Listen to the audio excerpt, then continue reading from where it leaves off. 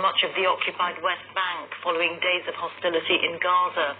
The Israeli Prime Minister Benjamin Netanyahu has warned that Israel's biggest offensive against Hamas in Gaza in years is not over yet. It's estimated that 10,000 Palestinians have had to leave their homes to flee the Israeli bombardment. Rockets were fired by militants towards Israel from the territory for a fifth day. At least 122 people in Gaza have been killed and 9 have died in Israel since the fighting began on Monday. From Jerusalem, here's our Middle East editor, Jeremy Bowen. The sectarian crisis that nobody expected is deepening. Tonight, Arab protesters are on the streets of northern Israel. This was Nazareth.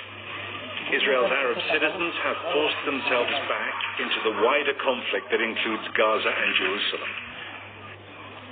It's ugly and angry in towns shared by Jews and Arabs. Violence between citizens could be a bigger crisis for Israel than Gaza.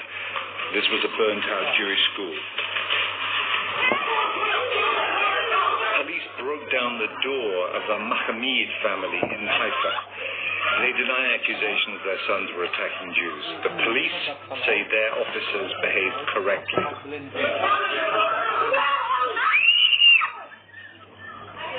The father, Sheikh Awad, the imam of a mosque, and his 2 sons were arrested for attacking police officers.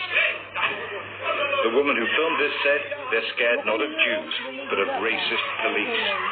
A local rabbi visited, she said, to apologize.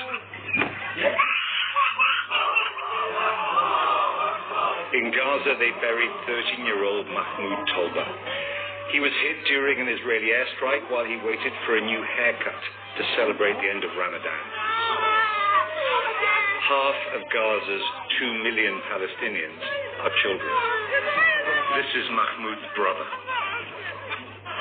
In the occupied territories and in Israel, events this week have exposed once again the mutual hatred and fear that are the essence of this conflict. This was brought during a day of protests on the occupied West Bank. More Palestinians were killed.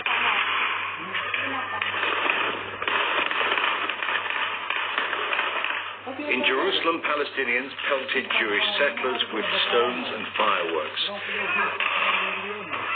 The settlers hit back with live bullets. This was Sheikh Jarrah, where attempts to evict Palestinians from their homes helped start the escalation to war. The conflict crosses borders. In Jordan, the country next door, security forces kept protesters back from the frontier. Palestinians make up more than half the Jordanian population, mostly refugees from past wars not permitted to return by Israel. History never dies in this conflict. People do. Now a multifaceted conflict on multiple fronts, and that, of course, makes it much harder for diplomatic mediation, which is going on behind the scenes to try to get some sort of a ceasefire in Gaza. Now, as for the sectarian crisis inside Israel itself, that might be harder for them to deal with, harder for them to find a solution. Community leaders, religious leaders, the president of Israel, they've all been appealing for calm. Muslims, Palestinians, Jews have been getting together inside Israel and appealing to different communities to stop the madness that's going on, as they've called it.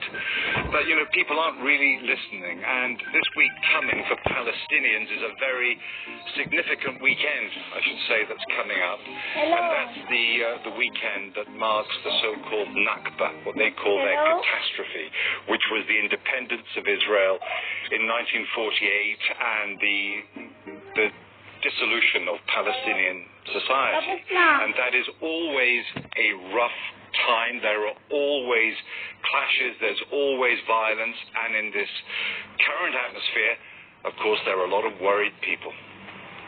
Jeremy, thank you. Jeremy Bowen there.